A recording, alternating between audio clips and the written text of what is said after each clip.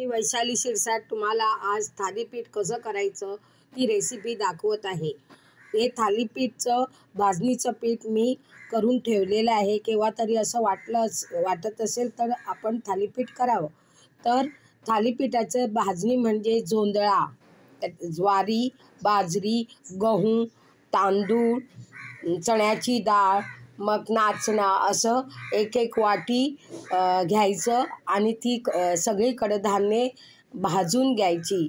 त्याच्यात जिरं थोडं, मग जरासा ओवा, तुम्हाला पाहिजे असेल तर जराशी बडीशेप, पाहिजे असेल तर घालायची। आता हे मी पीठ करून ठेवलेलं आहे, तर मुलांना हे थालीपीठ केव्हा तरी करून द्यायला हरकत नाही। तर आता मी तुम्हाला हे थालीपीठ करून दाखवणार। त्यासाठी मसाले घेतलेले आहे, जरासं जिरं, ओवा आणि थोडा पाव चमचा मिरची पावडर, पाव चमचा हळद, जरा किंचित अशी साखर आणि मीठ थोडं। मी मळताना पीठ हे तूप घालते।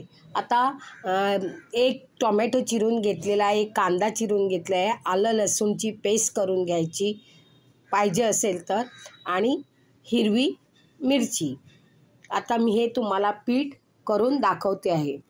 आता मी पीठ तयार करते, म्हणून पहिल्यांदा हे भाजणीचं पीठ घालायचं। हे सगळं भाजणीचं पीठ घातलं की लगेच ही हिरवी मिरची घालायची। आलं लसूणचं असंच आलं लसूण ठेचून घेतलेले आहे ते पण घालायचं, आणि हा कांदा, टोमॅटो घालायचा, कांदा पण चिरलेला आहे तो घालून घ्यायचा। आणि ही सगळी पिठं, हे सगळं झालं की थोडं मीठ घ्यायचं। मीठ थोडं चवीपुरतं घ्यायचं, आणि त्याच्यात थोडी साखर पाहिजे असेल तर प्रत्येकाला आवडीनुसार आपण घालावं। तर आता मळताना थोडं मी तूप घालते, जरासं तूप घालते, जास्त नाही। तुम्ही तेल पण घातलं तर चालेल। आणि थोडं थोडं असं सगळं हे मिश्रण एकजीव करून घ्यायचं, आणि थोडं थोडं पाणी घालून हे सगळं मळून घ्यायचं। तर ते मी मळून घेते। थोडं जिरं पाव चमचा घातलेलं आहे, आणि थोडा ओवा घातलेला आहे, आणि हे सगळं पीठ। आता थोडी हळद पावडर पाव चमचा घालते, आणि काश्मीरी लाल तिखट घालते, आणि हे सगळं एकजीव करते। मीठ घातलेलंच आहे, तर हे सगळं एकजीव करते। आता जरा तूप हाताला लावून हे जे गोळा केला आहे तो जरा तूप लावायचं। तूप लावलं की मग हाताला चिकटत नाही, आणि थोडं थोडं असं तूप, हे बघा तूप लावून घेतलेले आहे। तर हा गोळा झालेला आहे। आता तुम्हाला तव्यावर थालीपीठ कसं भाजायचं ते दाखवते आहे। ठेवलेलं आहे, जरा मी तूप घालते, मी तेल पण घातलं, तुमच्या आवडीनुसार तुम्ही तेल नाही तर तूप घालायचं। तर आता मी या फॉईल पेपरवर, हे बघा ही फॉईल पेपर ठेवलेले आहे पोळपाटवर, या फॉईल पेपरवर थालीपीठ मी थापून घेते आणि पॅनवर घालते। हे बघा हळुवारपणे फॉईल पेपरवर,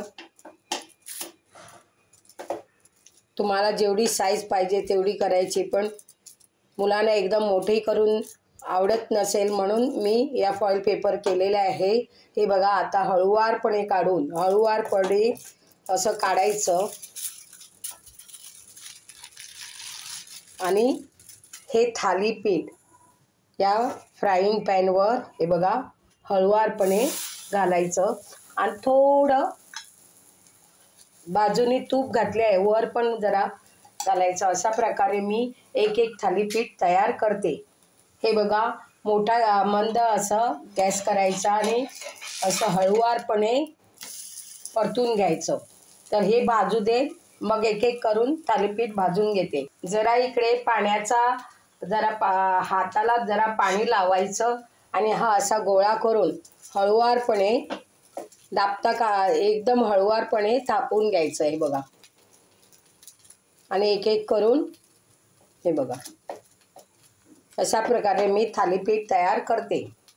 तुम्ही प्लास्टिकवर पण थापू शकता. मी सिल्वर फॉईल पेपर घेतलेला आहे.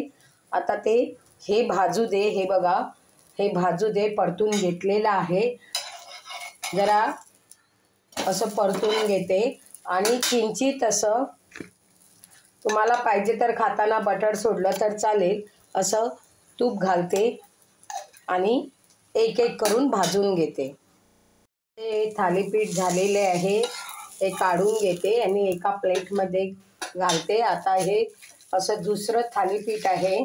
हळुवारपणे घालून घेते आणि मीडियम गॅसवर भाजून घेते. प्रकारे एक एक असं थालीपीठ तुम्ही एकदम पातळ तुमच्या आवडीनं पातळ पण करू शकता. पण मी असं या प्रकारे केलेलं आहे. तर हे पण भाजू दे. प्रकारे हे थालीपीठ झालेली आहे. चवीला फार छान असतात कारण सगळी मिक्स कडधान्ये घालून केलेली असतात. तुमच्या आवडीनुसार तुम्ही करायला हरकत नाही. एकसारखी चपाती भाकऱ्या वेगळं वेगळं मुलांना नाश्ता करून दिला तर मुलं आवडीने खातात. ही जर रेसिपी तुम्हाला आवडली असेल तर तुम्ही लाईक करा, शेअर करा आणि योग्य तो कॉमेंट्स लिहा. धन्यवाद. हे बघा